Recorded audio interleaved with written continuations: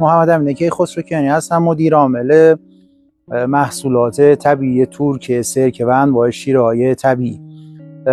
خدمتتون هستیم با معرفی مجموعه. ما اینجا سردخونه 32 تنی داریم که وقتی که حجم باری که توی مجموعه میاد زیاده حتما داخل سردخونه منتقل میشه. فصل انگور میشه، فصل سیب میشه و فصل توت و انجیر و خرما به همین صورت داخل سردخونه میشه و بعد میریم که بریم قسمت بارانداز و شستشو. قسمت بارانداز هست که حالا اندازه لقمه‌ای یا حجمی که میخوایم توی اون روز تولید داشته باشیم اینجا بارانداز میشه زیر سقف که حالا آلودگی روش اتفاق نیفته و میریم قسمت شستشو و آیکلین مجموعه ترکه.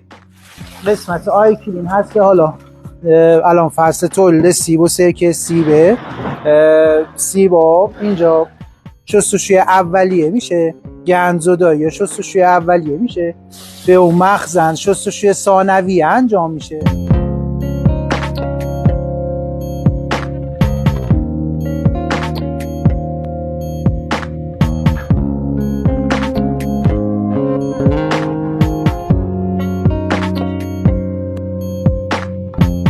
قسمت آبگیریمون هست که سیبی که اونجا شستشو شده میاد این قسمت و شروع میکنه آبگیری و حسه و پوسته و حالا ساق اینا ازش کامل جدا میشه و آب خالص سیب منتقل میشه به این قسمت که بعد به صورت لجنکش و کفکش وارد بشکه های مخازن تولید سرکمون میشه.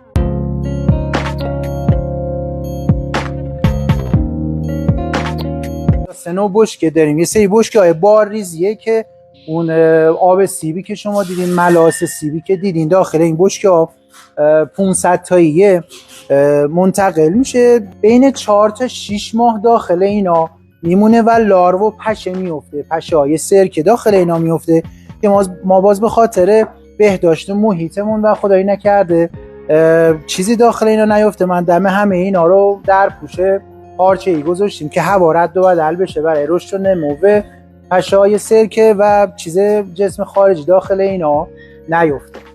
منتقل میکنیم داخل مخازن 1 تنی که ادامه فرایند جا افتادن سرکه و ترش‌تر شدنش داخل این مخازن 1 تنی اتفاق میفته و خدمت شما عرض کنم نزدیک به 1 سال کل فرایند سرکه از زمانی که سیب یا انگور وارد مجموعه میشه و از این طرف سرکه طبیعی خارج میشه نزدیک به 12 ماه طول میکشه که 5-6 ماهش داخل بشکه های 500 تایی اتفاق میفته و 5-6 ماهش توی مخازن 1 تنی. مخازن 3 تنی و 4 تنی منتقل میشه و آماده میشه که وارد دستگاه پرکن بشه که داخل دستگاه پرکن به صورت اتوماتیک وارد شیشه میشه و ما 2 نمونه شیشه داریم که در ادامه خدمتتون توضیح میدم.